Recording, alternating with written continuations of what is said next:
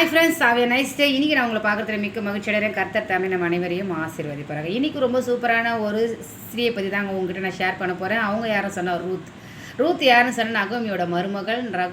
மருமகள்னு சொன்னால் ரூத்து. நகோமிக்கு ஒரு மருமகளில் 2 மருமகளுங்க. ஒருத்தர் ரூத்து, ஒருத்தர் ஓர்பால். அவங்களுக்கு 2 பேருக்கும் கணவர் இல்லை, மறிச்சிடுறாங்க. நகோமிக்கும் கணவர் இல்லை, மறிச்சிடுறாங்க. 3 பேரும் சேர்ந்து ஒரு முடிவு எடுக்கிறாங்க. அது என்னன்னு சொன்னால் நகோமி சொல்கிறாங்க, 2 பேருக்கும் கணவர் இல்லாத இந்த சூழ்நிலை என்னால் என்ன செய்ய முடியாது, உங்களை பார்த்துக்க முடியாது, நீங்கள் பிறந்த வீட்டுக்கே போயிடுங்கன்னு சொல்கிறாங்க. அப்போ ஓர்பால் சொல்கிறாங்க, அவங்க என்னோடய மாமியாரை முத்தமிட்டுட்டு தன்னுடைய பிறந்த வீட்டுக்கே நான் போகிறேன்னு சொல்லி அவங்க மனப்பூர்வமாக அவ்வளோதான் அவங்களோட கெப்பாசிட்டி, அவங்க அவ்வளோதான் யோசிக்க முடியுது. அதனால் அவங்க என்ன செய்கிறாங்க, திரும்ப போயிடுறாங்க. ஆனால் ரூத் என்ன செய்கிறாங்க, தன்னோட மாமியாரை விடாமல் பற்றி கொள்கிறாங்க. திரும்பி போ அப்படின்னு சொன்னாலும் நான் போக மாட்டேன், உன் கூடவே தான் இருப்பேன்னு சொல்லி என்ன செய்கிறாங்க, அவங்கள விடாமல் நகோமியை பற்றிக்கிறாங்க. அப்போது நகோமிக்கு வேறு வழி இல்லாமல் ரூத்தை தன் பக்கம் சேர்த்து அவளை அரவணைச்சிக்கிறாங்க. அப்போது ரூத்து என்ன செய்கிறது, என்ன பண்ணுறது, அடுத்த வாழ்க்கை என்னன்னு சொல்லி யோசிக்கிற ஒரு நேரம். அவங்களோட ஒரு விதவை, கணவன் இல்லை, அடுத்ததான் என்ன பண்ணுறது, குழந்தையும் கிடையாது. ஆனாலும் இந்த உலகத்தில் எப்படி வாழுதுன்னு சொல்லி அவங்க ஒரு கேள்விக்குறியாக நிற்கும்போது தான் அவங்க ஒரு நிலத்தில் போயிட்டு கதிர் பொறுக்கி அந்த நெல்லை கொண்டு வந்து தன்னோட மாமியாருக்கும் தனக்கும் அரிசியாக அதை உருவாக்கி சாப்பிட்றதான ஒரு சூழ்நிலை வரும்போது அவங்க அந்த நிலத்துக்கு போகும்போது அந்த நிலத்துக்கு சொந்தக்கார தேவன் மாத்துறாருங்க. அதுதாங்க வாழ்க்கை. கர்த்தருக்கு கீழ்ப்படுகிற யாரையுமே கர்த்தர் விட்டு விடுதல் இல்லைங்க.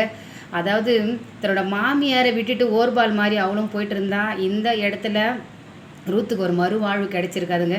ஆனால் தன்னோட மாமியார் தான் உலகம், மாமியார் தான் வாழ்க்கை, நீ இருக்கிற இடம் தான் எனக்கு எல்லாமேன்னு சொல்லி தன்னோட பிறந்த வீட்டை, பிறந்த ஊரையே மறந்து தன்னோட மாமியார் இருக்கிற இடத்த தாங்க அவள் என்ன செஞ்சா, நேசிச்சா.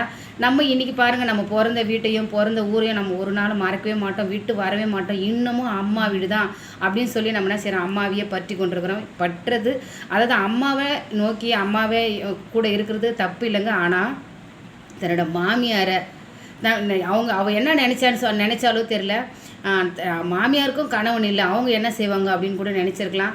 அதனால் இவங்க கூடவே நமக்கு இருந்திருக்கலாம்னு சொல்லி நினச்சிருக்கலாம். நம்மளுக்கு மறுவாழ்வு கிடைக்க போகுதுன்னு ஒரு நாளும் ரூத் என்ன செய்யலை, நினைக்கலங்க. சுயநலமாக அவங்க ஒரு நாளும் நினைக்கல. ஆனால் மாமியாரை விட்டுட்டு போகக்கூடாது, நம்மளை மாதிரி தான் அவங்களும், நம்மளோட சூழ்நிலை தான் அவங்களுக்கும்னு சொல்லி என்ன செய்கிறாங்க, ரூத் நினச்சி மாமியார் கூடவே இருந்ததுனால ரூத்துக்கு மறுவாழ்வு தேவன் கொடுக்குறாருங்க. எந்த நிலத்தில் அவங்க கதிர் பொறுக்கி சாப்பிட்றதுக்காக அவங்க போனாங்களோ அதே நிலத்துக்கு சொந்தக்காரராக தேவன் மாத்துறாருங்க. அதுதாங்க ரூத்தோட வாழ்க்கை. மறுபடியும் பிரகாசமாக உன் முந்தினை சீரை காட்டிலும் உன்னை நற்சீர் உண்டாக செய்வேன்னு சொல்லி வேதவசனம் சொல்லுதுங்க.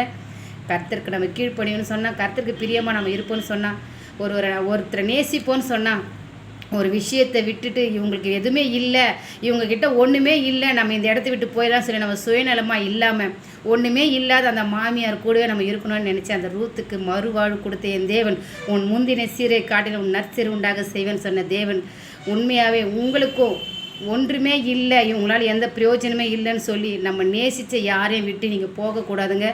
என்ன நடந்தாலும், வாழ்வானாலும் சாவானாலும், சுகமானாலும் துக்கமானாலும், நம்ம யாருக்கு நியமிக்கிறோமோ அவங்களோடு கூட இருந்து அவங்கள நேசிப்போம் சொன்னால், உன் முந்தினை சீரை காட்டிலும் உன் நற்சீர் உண்டாக செய்வேன் சொன்ன வேதவாசம் உங்கள் வாழ்க்கையில் நிறைவேறுங்க. இந்த வீடியோ உங்களுக்கு பிடிச்சிருந்தால் லைக் பண்ணுங்கள், உங்கள் ஃப்ரெண்ட்ஸுக்கு ஷேர் பண்ணுங்கள், சப்ஸ்கிரைப் பண்ணுங்கள். தேங்க்யூ ஃபார் வாட்சிங். பாய்.